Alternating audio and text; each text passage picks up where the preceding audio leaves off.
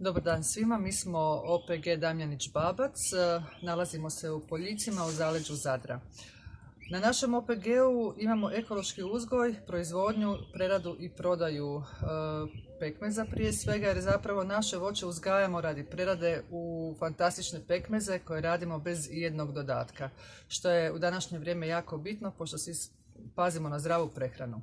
2004. smo osnovani, 2007. smo i službeno postali ekološki proizvođač.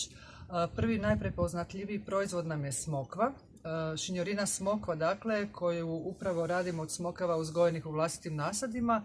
Ukupno imamo preko 3 hektara površine, premda osim smokve imamo nešto dunja i smilje smo također posadili.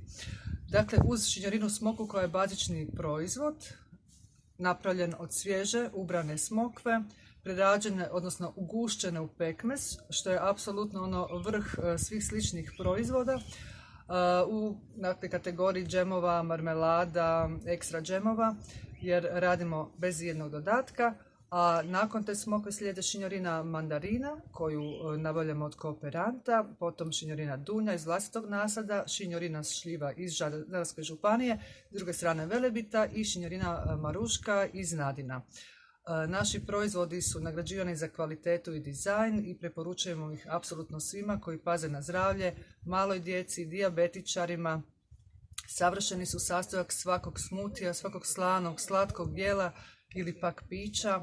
Doslovce možete ih jesti žlicom i ono što stoji za nas je zapravo jedan višegodišnji rad, zapravo već 16 godina smo na tržištu, iako smo ponekad kao dobro skrivana tajna. Dobro nam došli i uživajte u našim proizvodima.